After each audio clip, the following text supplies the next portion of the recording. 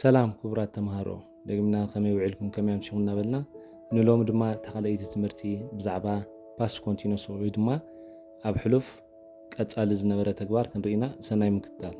ፓስት ኮንቲኒዩስ ተንስ ክንብል ከለና ኣብ ሕሉፍ ንነዊሕ እዋን ወይ ድቅጽል ነበረ ተግባር ኮይኑ ካብቲ ሲምፕል ፓስ ድፈልዮም እንታይ ተልና ሲምፕል ፓስ ሓደ ቅጽበታዊ ተግባር ክፍጸም ከሎ ደመልክት ክኾን ከሎ እዚ ፓስት ኮንቲኒዩስ ግን ንዝተወሰነ እዋን ድጸንሐ ክፋል ናይ ፓስት ተንስ ማለት እዩ።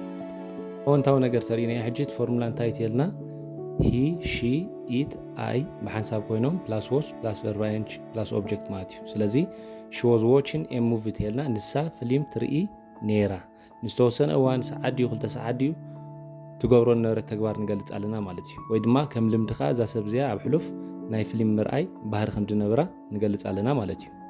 ኣብቲ ካልኣይ ድማ they we you ኣለውና ኣብዚ ድማ were ፕላስ ቨርብ ኢንጂ ፕላስ ኦብጀክት ወስዱ they were traveling by train ንሳቶም ብባቡር ይጓዓዙ ነይሮም። እዚ ድማ ኣብ ሕሉፍ ኮይኑ ንዝተወሰነ እንድቀጸለ ተግባር ንምግላጽ ንጥቀመሉ ማለት እዩ። ኣብቲ ኣሉታዊ ሸነኽ ወይ ኔጌቲቭ ሩል ተኸድና ድማ the same ቶም ሳብጀክት he she it I ብሓንሳብ ኮይኖም ፕላስ was ፕላስ not ፕላስ ቨርብ ኢንጂ ፕላስ ኦብጀክት ኮይኑ she was not watching a movie ንሳ ፊልም ኣይትርእን ነይራ ወይ ድማ ትርኢ ኣይነበረትን ኢልና ኣብ ሕሉፍ ንዝተወሰነ እዋን ደይገብረቶ ተግባር ክንገልጽ ከለና ማለት እዩ። ኣብቲ ካልኣይ ከዓ በዓል ዘይ ዘለዎ ድማ they were not traveling by train ንሳቶም ብባቡር ኣይጓዓዙን ነይሮም። እዞም ሰባት እዚኦም ኣብ ሕሉፍ እቲ ተግባር ዝገብርዎ ነበሩ ብባቡር ደይምጓዓዝ ማለት እዩ። ንዝተወሰነ እዋን ጠቕላላ ብባቡር ዝበሃል ኣይጓዓዙን ነይሮም ኢልና ክንገልጽ ከለና ንጥቀመሉ ማለት እዩ። ኣብ ሕቶ እንተመጺና ድማ ኩላ ግዜ እቲ ሄልፒንግ ቨርብ ንቕድሚት ዝወፅእ ሳብጀክት ድማ ንውሽጢ ኣቱ ማለት እዩ። ስለዚ ወዝ ወፂሎ ሂ ሺ ኢት ኣይ ድማ ከም ሳብጀክት ንውሽጢ ኣትሎ ፕላስ ቨርብ ኢንጂ ፕላስ ኦብጀክት was she watching a movie ንሳ ፊልም ትርኢ ነይራ ድያ እዛ ሰብ እዚኣ ኣብ ሕሉፍ ንዝተወሰነ እዋን ፊልም ትርኢ ነይራ ድያ ኢልና ንሓትት ከለና ማለት እዩ። ኣብታ ካልአይቲ ከዓ ዌር ፕላስ ሳብጀክት ፕላስ ቨርብ ኢንጂ ፕላስ ኦብጀክት ኣሎ were they traveling by train ንሳቶም ብባቡር ይጓዓዙ ነይሮም ድዮም ኢልና ኣብ ሕሉፍ እዞም ሰባት እዚኦም ብባቡር ናይ ምጓዓዝ ታሪክ እንተለዎም ክንሓትት ከለና ማለት እዩ።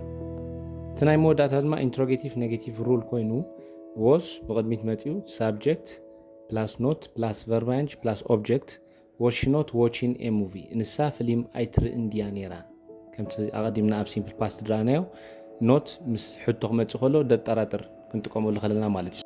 ስለዚ ንሳ ፊልም ኣይትርእን ድያ ነይራ ክንብል ከለና ንሕና ትርኢ ነይራ ኮይኑ ክስምዐና ከሎ ንሳ ግን በንጻሩ ወይ ድማ ደጠራጥር ምልክታት ምስ ንርኢ ማለት እዩ።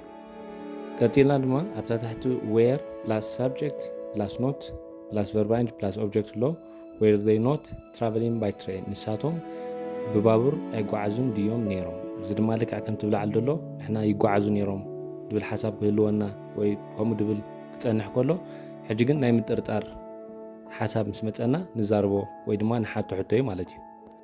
እምበር እታ ካልአይቲ ክፋል ናይ ፓስት ኮንቲኒዩስ ተንስ እዚኣ ነይራ ኣዝያ ኣገዳሲት ትምህርቲ ስለዝኾነ ድማ ደጊምና ክንሪኣን ነቲ ሕቶታት ድማ ነዘን 10 ሕቶታት ኣብ ኮመንት ክንምልሰን እናተላበኹ ናይሎም ትምህርቲ ብዚ ነይሩ። ብሩኽ መዓልቲ ብሩኽ ምሸት ቴንኪዩ